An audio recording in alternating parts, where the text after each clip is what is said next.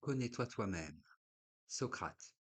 Il ne s'agit pas pour Socrate de se livrer à une investigation psychologique, mais d'acquérir la science des valeurs que l'homme porte en lui. Cette science importe essentiellement, bien avant de connaître la nature ou les dieux. Comment conduire sa vie pour être heureux?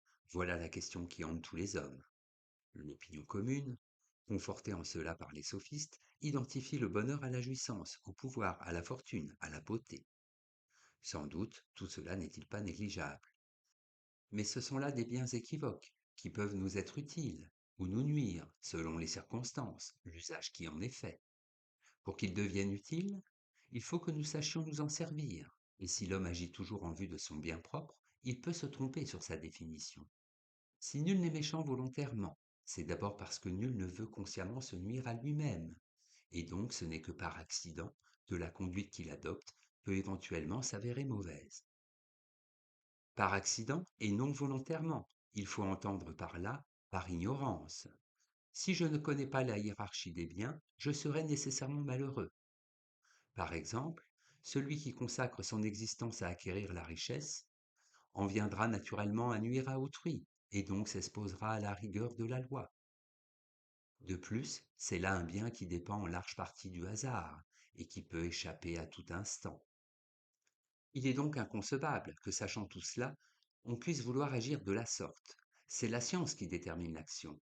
Elle ne peut être vaincue par les passions, seulement par l'ignorance.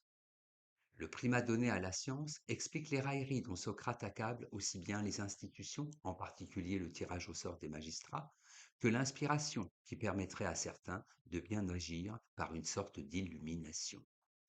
Faisant confiance au savoir et pensant que tous les hommes, fût-ce l'esclave, portent en eux le germe de ce savoir, c'est une vision délibérément optimiste que Socrate offre de l'humanité.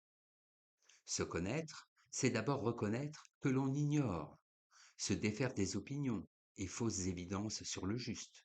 Mais c'est aussi comprendre que ce qui fait le soi, ce n'est pas un corps à la beauté éphémère, une somme de biens ou la renommée. Si l'amant véritable aime l'âme, c'est que c'est bien là ce qu'il y a de divin en l'homme. Se connaître soi-même, c'est donc se recentrer sur l'essentiel, sur ce qui nous rapproche des dieux, savoir l'âme. Or, de même qu'un œil ne peut se voir lui-même, mais doit se regarder dans un miroir, de même une âme ne peut se connaître elle-même que par la médiation d'une autre âme, stimulée par le démon de la philosophie. Se connaître soi-même, c'est distinguer ce qui est soi de ce qui est à soi, remettre chaque chose à sa juste place.